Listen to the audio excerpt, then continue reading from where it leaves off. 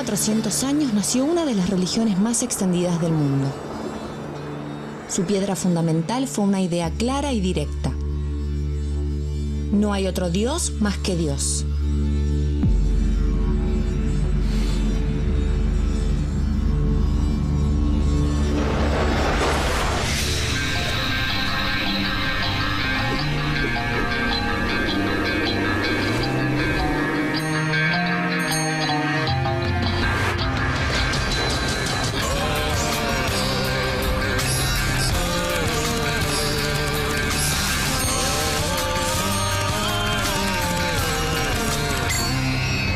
El Islam nació en las ciudades de La Meca y Medina, en la actual Arabia Saudita, durante la primera mitad del siglo VII. A sus fieles se los conoce con el nombre de musulmanes.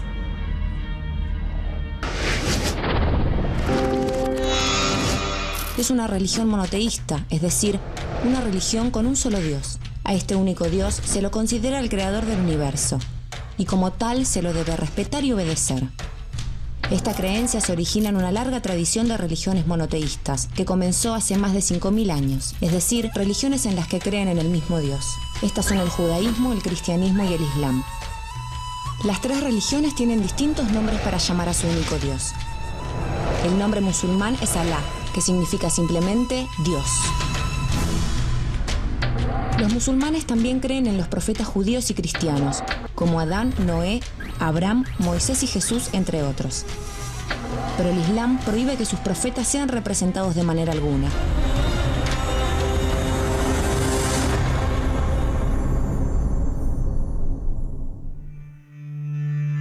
De los 28 profetas que se nombran en el Corán, el libro sagrado de los musulmanes, hay uno al que consideran el más importante.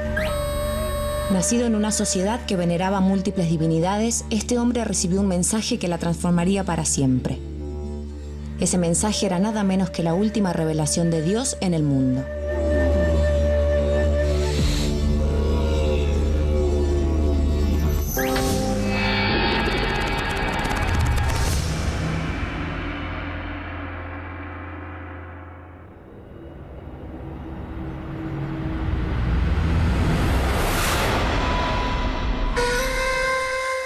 Abul Qasim Muhammad ibn Abdallah al-Hasim al-Quraisi, más conocido como Mahoma, nació en el año 570 en la Meca.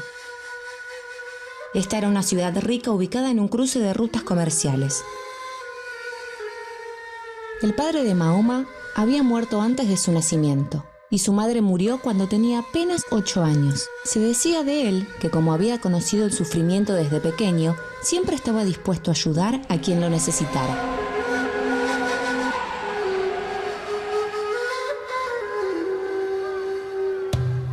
Fue pastor y comerciante, viajando en caravanas a través del desierto.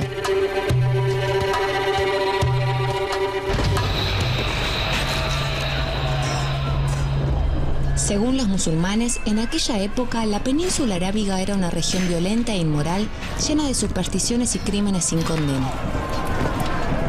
Mahoma vivía muy preocupado por esta situación.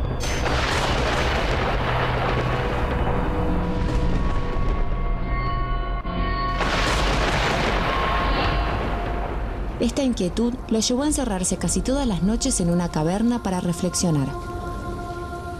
Un día del año 610, en el interior de la caverna recibió el llamado del arcángel Gabriel, quien le otorgaba la misión de proclamar una verdad: que Alá era el único y verdadero Dios.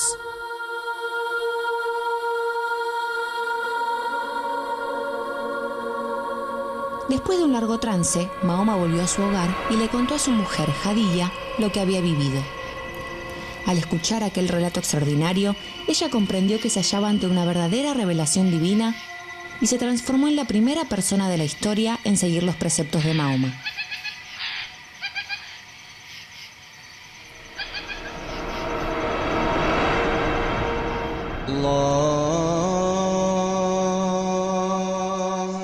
Mahoma comenzó a predicar sin descanso entre los habitantes de la Meca. Quería que abandonaran la creencia en varios dioses y abrazaran la fe monoteísta. Las autoridades de la Meca lo vieron como una amenaza y comenzaron a perseguirlo. El monoteísmo que profesaba Mahoma ponía en peligro los grandes ingresos económicos de los templos de la ciudad y sus palabras impulsaban un sentimiento democrático que desafiaba las diferencias sociales al considerar que todos eran iguales a los ojos de ese Dios único.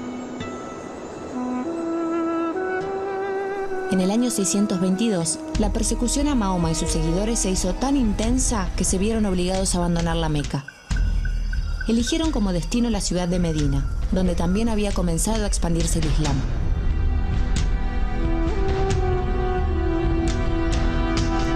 Para evitar a sus perseguidores, se lanzaron al desierto en distintos grupos durante semanas.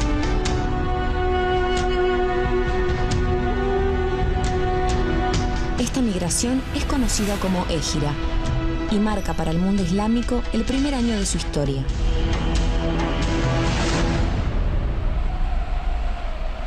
En Medina, Mahoma logró establecer su autoridad política y religiosa, pero la relación con la Meca era cada vez más difícil y se dio inicio a una serie de pequeñas batallas. La Meca contaba con un ejército 3 veces mayor que el de los musulmanes de Medina.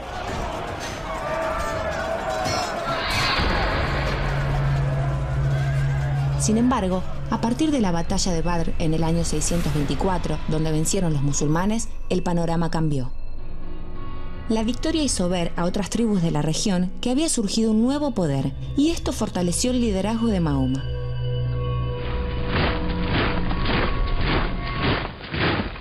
Finalmente, en el año 630, Mahoma logró reunir un ejército de 10.000 hombres y marchó hacia la Meca.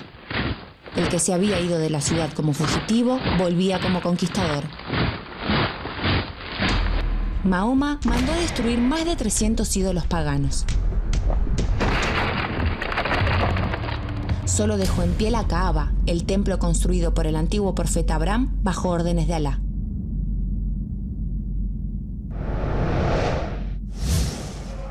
Cuando murió Mahoma, en el año 632, el Islam estaba destinado a propagarse hacia todos los puntos cardinales. Una clave de su éxito estaría en su libro religioso más importante.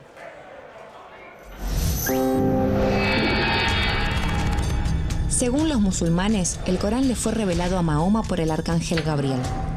Los relatos y las máximas que lo componen fueron registrados por seguidores. Luego de la muerte del profeta, se realizó la compilación definitiva. En algunos puntos centrales, el Corán se asemeja mucho a los textos judíos y cristianos, como la Torá y la Biblia, porque el Islam no era estrictamente una nueva religión, sino una religión que recuperaba la antigua fe monoteísta. En esa tradición religiosa aparecen las mismas formas de entender los misterios del mundo y la relación del hombre con la divinidad. Hay un paraíso y un infierno, existe el pecado y también el juicio de Dios.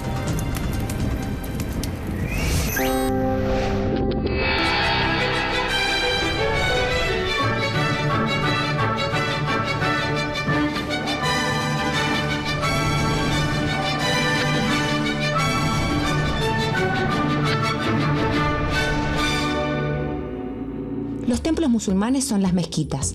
El propio Islam suele ser considerado un templo, sostenido por 5 grandes pilares. El primero es la fe, que se resume en el credo: no hay otro Dios más que Dios y Mahoma es su profeta. Esta frase del Corán sostiene que hay un solo Dios, Alá, el Creador, y Mahoma es el último profeta que recibió una revelación divina. El segundo pilar es la oración, una plegaria compuesta por distintos pasajes del Corán. Para realizarla, el fiel debe lavarse la cara, las manos y los pies. Para rezar, se orienta la cabeza hacia la Meca. Por eso las mezquitas en cualquier lugar del mundo suelen construirse con su eje principal en dirección hacia esa ciudad.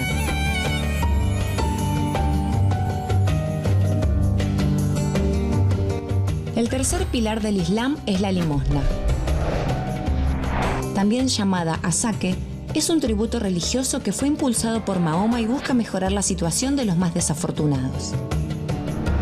El cuarto pilar es el ayuno, y se realiza todos los días del mes de Ramadán, según el calendario lunar islámico. Desde el amanecer hasta la puesta del sol, el creyente debe abstenerse de beber, comer, fumar y tener relaciones sexuales. El quinto y último pilar del Islam es la peregrinación.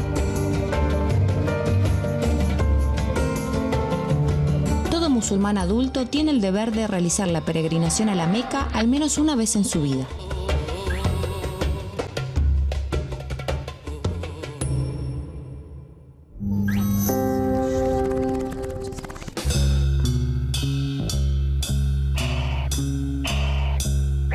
Una característica sobresaliente en el mundo islámico es la vestimenta. Los hombres usan túnicas y turbantes, y las mujeres usan el velo o hijab, un pañuelo que se usa para cubrir el cabello y a veces el cuello, dejando al descubierto la cara.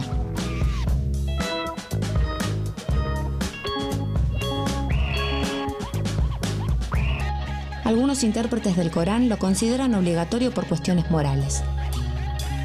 Sin embargo, para muchas mujeres musulmanas, hoy llevar el velo es un símbolo de identidad. Hoy, el Islam es la segunda religión más extendida del planeta después del cristianismo. Con casi el 20% de la población mundial, los musulmanes superan los 1.500 millones de personas. Aunque el Islam nació en la península arábiga, solo un 20% de sus fieles es árabe. Otro 20% se encuentra al sur del Sahara, en África, y un 30% en Pakistán, Bangladesh y la India.